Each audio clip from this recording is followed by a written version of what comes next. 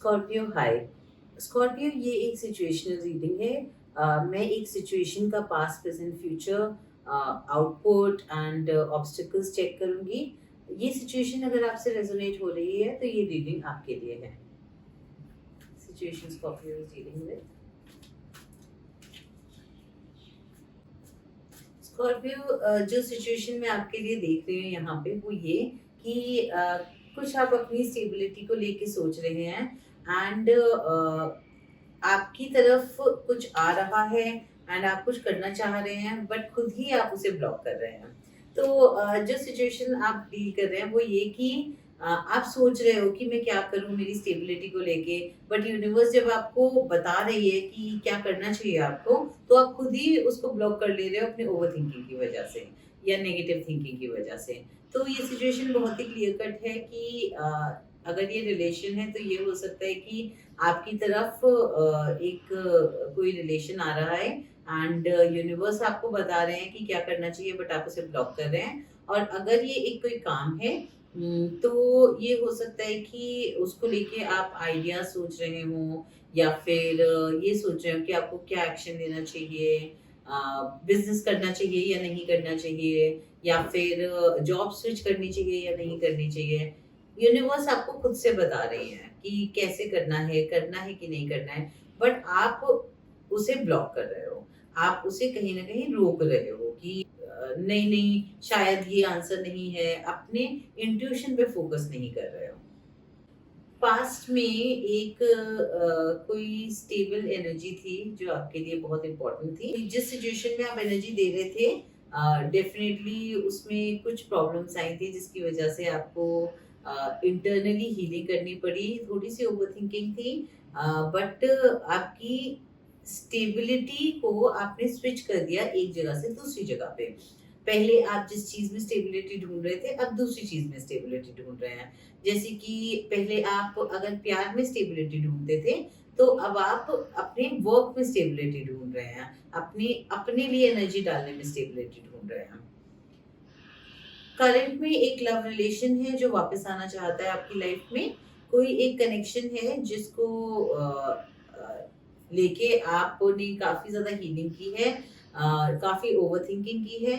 ये I think past की ही energy continuation में लग रही है कि जिस चीज़ में आप एनर्जी दे रहे थे उसमें से आपको ओवरकम करना पड़ा। वो कनेक्शन मुझे मैं करंट में वापस आता हुआ देख रही हूँ। वो कनेक्शन वापस आ रहा है एंड आप उस कनेक्शन को एक दूसरे नज़रिए से देख रहे हो। जैसे अगर आप पहले बहुत प्यार देते थे उस कनेक्शन में, तो अब आप एक दोस्ती के नज़रिए से देख रहे हो। अगर आप पहले प्यार नहीं देते थे, तो अब आपको ज़्यादा प्यार देने का मन करेगा उनको। ये रियूनियन जब आपकी लाइफ में वापस आ रहा है, ये प्यार जब आपकी लाइफ में वापस आ रहा है, तब आप उसकी तरफ कोई एक्शन नहीं ले रहे। एक्शन आप फ्यूचर में ले रहे हो, जहाँ पे आप इस प्यार को होल्ड ऑन करके रखना चाह रहे हो, लेकिन एक कन्फ्यूज़ स्पेस से। आप कमिटमेंट नहीं दे रहे हैं, आप होल्ड ऑन करके रखना चाह रहे हो कि थोड़े टाइम बाद देखते हैं। थोड़े टाइम बाद इस रिलेशन को का फ्यूचर डिसाइड करते हैं, अभी नहीं डिसाइड करते, बट आप इसमें एनर्जी दे भी रहे हैं। तो इट्स बेसिकली ऐसे सोच लीजिए कि सामने से किसी ने आपको कांटेक्ट किया, जिसने आपको पहले काफ़ी थोड़ा हर्ट किया है, तो उन्होंने आपको कांटेक्ट किया। अब आप स्टैंड स्टिल पे आ गए हो कि आप उनसे बात कर रहे हो, आप उनको हिंट्स दे रहे हो कि हाँ, हो सकता है वापस इस रिलेशन का कोई फ्यूचर, बट कमिटमेंट भी नहीं दे रहे हैं। कुछ जवाब भी नहीं दे रहे हो उन्हें, या तो क्लियर कम्युनिकेशन नहीं हो रहा है या फिर आप जानबूझ के ऐसा कर रहे हो। फ्यूचर में मैं देख रही हूँ कि आप इन्वॉल्व हो इस कनेक्शन के साथ, आपकी बात होती है, आप अच्छा टाइम भी स्पेंड करते हो, लेकिन आप कोई कमिटमेंट नहीं दे रहे हो, आप बिल्कुल उन्हें होल्ड पे रख रखा है आपने। ये जिस चीज़ के बारे में आप करंट मोमेंट में इतना ज़्यादा सोच रहे हैं, वो बेसिकली लव ऑफर है। एक लव ऑफर है जिसको लेके आप कन्फ्यूज़्ड हैं। तो ये मुझे डेफ़िनिटली पास्ट की एनर्जी लग रही है।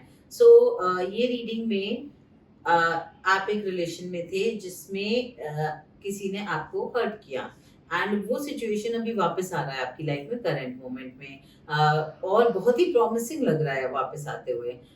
मे बी वो क्लियरली आपको ये नहीं बोल रहे कि वो आपको वापस अपनी लाइफ में पाना चाहते हैं, लेकिन एनर्जी वही है और बात भी वैसे ही कर रहे हैं, सारे हिंट्स भी वही दे रहे हैं, लेकिन आप बहुत ओवरथिंकिंग कर रहे हो इस सिचुएशन को लेके। आप बहुत ज़्यादा सोच रहे हो कि आपको ये न्यू बिगिनिंग देनी चाहिए या नहीं देनी चाहिए, इसलिए आप इसकी तरफ स्टेप नहीं ले रहे हैं और बहुत कम, बहुत ही हल्के से स्टेप ले रहे हो। आप इसे ब्लॉक कर रहे हो कि दो इट लुक्स वेरी प्रॉमिसिंग, लेकिन अभी मुझे नहीं चाहिए क्योंकि पास्ट में इसने मुझे हर्ट किया है। मैं ये मौका दोबारा कैसे दे दूँ इतनी आसानी से कि ये मुझे दोबारा हर्ट कर सके। आपको बहुत स्ट्रेंथ लगा इस सिचुएशन से बाहर निकलने में, बहुत हिम्मत लगी इस सिचुएशन से बाहर निकलने में और कहीं न कहीं बहुत लंबे टाइम तक आप इस सिचुएशन को मैनिफेस्ट करते रहे हैं। एंड ये मैनिफेस्टेशन जो थी वो पूरी हो रही है, लेकिन थोड़ी-सी देरी हो गई पूरी होने में। अभी आप उनसे मूव ऑन करने की एनर्जी के बीच में हो। तो इसीलिए आप इतना सोच रहे हो कि कहीं मैं अपने आप को सैक्रिफाइस तो नहीं कर दूँगा वापस या कर दूँगी वापस। तो जो आप मैनिफेस्ट कर रहे हो, आप चाहते हो उनके साथ, बट आपको जो स्ट्रेंथ लगी है उनसे मूव ऑन होने में, उस स्ट्रेंथ को दोबारा ना यूज़ करना पड़े, दोबारा से ऐसा ना हो, इसलिए आप डरे हुए हो एंड इसीलिए आप चाहे कितनी भी प्रॉमिसिंग ये सिचुएशन लग रही है, इसीलिए आप इसे ब्लॉक कर रहे हो। तो एक जो आपकी सिचुएशन थी, आपका लव रिलेशन था, उसमें the other person did not reciprocated much, but you did and because of that you got drained out. आपको करंटली वो सिचुएशन जब वापस आया है तो आप उसको नई शुरुआत देनी है या नहीं देनी है, इसके बारे में बहुत ज़्यादा सोच रहे हो और कोई डिसीजन पे नहीं आ रहे। ये सिचुएशन बहुत प्रॉमिसिंग लग रही है वापस आते हुए, लग रहा है कि इसका फ्यूचर हो सकता है, इसीलिए आप बहुत ज़्यादा कन्फ्यूज़्ड हो। लेकिन अभी आप कोई डिसीजन नहीं ले रहे हैं और ये अच्छी भी बात है क्योंकि एक कंफ्यूज स्पेस से डिसीजन नहीं लेना चाहिए। फ्यूचर में भी आप काफी कंफ्यूज्ड हो और डिसीजन नहीं ले रहे हो, लेकिन somewhere you have opened your heart to it. आपने आपको इस रिलेशन पे, इस पर्सन पे वो गुस्सा नहीं रहा जो पहले था, वो गुस्सा कम हो गया है एंड विद ओपन हार्ट आप इस रिलेशन में आगे जा रहे हो, लेकिन आपको खुद नहीं पता कि आप कितना आगे तक जाओगे क्योंकि फियर बहुत है। फियर बहुत ज़्यादा है कि कहीं वो वापस आपको वो एंग्ज़ायटीज़ ना दें, वहीं कहीं वो वापस आपको वो सारी प्रॉब्लम्स ना दें। क्या उनका ये ऑफ़र जेन्युइन है कि नहीं है जो वो ऑफ़र इस वक़्त दे रहे हैं? क्या अब इस रिलेशन में इक्वल गिव एंड टेक होगी? क्या कर्मा सर्व हो गया है कि नहीं हो गया है? क्या कि क्योंकि पहले आपने उन्हें चेज़ किया, वो आपको चेज़ कर रहे हैं। तो ये सारा सिचुएशन की वजह से आप एक न्यू बिगिनिंग नहीं ले पा रहे हैं। लेकिन बहुत जल्दी आप लेंगे जब आपकी कन्फ्यूजन क्लियर हो जाएगी। आपकी हीलिंग ने आपको ये चीज़ सिखाई है कि कन्फ्यूज़ स्पेस से आपको डिसीजन नहीं लेना है। तो जब ये कन्फ्यूजन क्लियर हो जाएगी, आप बहुत श्योर होंगे, यूनिवर्स आपके साथ होगी और आप इस पर्टिकुलर सिचुएशन की तरफ एक्शन लेंगे। तो if I want to summarise, तो एक एक लव रिलेशन था आपका पास्ट में जो करंट में वापस आ रहा है, बट आप उसमें एनर्जी नहीं दे रहे क्योंकि उन्होंने पहले आपको हर्ट किया और आप दोबारा हर्ट नहीं होना चाहते। तो कर्मा हो रहा है यहाँ पे, जहाँ पे पहले आप उन्हें चेज़ करते थे, अब वो आपको चेज़ कर रहे हैं। लेकिन आप कोई डिसीज़न नहीं ले रहे क्योंकि आप बहुत कन्फ्यूज़्ड हो। ऐसा नहीं है कि आप उनसे रिवेंज लेना चाहते हो, बट आप कन्फ्यूज़्ड हो कि और आप एक कन्फ्यूज़ स्पेस से डिसीज़न नहीं लेना चाहते हो, which is a very good thing. Future में भी आप कंफ्यूज हो, लेकिन आप काफी ओपन हो इस रिलेशन की तरफ। आप को इस रिलेशन में प्यार देने में कोई प्रॉब्लम नहीं है, लेकिन फियर को अभी भी होल्ड ऑन करके रखा है, इसीलिए आप कंफ्यूज्ड हो और किसी भी डिसीजन पे नहीं आ रहे हो कि आपको इसमें आगे और एनर्जी देनी चाहिए या नहीं।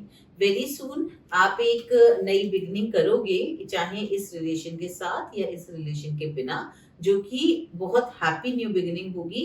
आप उस तरफ एक्शन लोगे एंड यूनिवर्स आपको सपोर्ट करेगी इस न्यू बिगिनिंग में। So by the end everything will work out.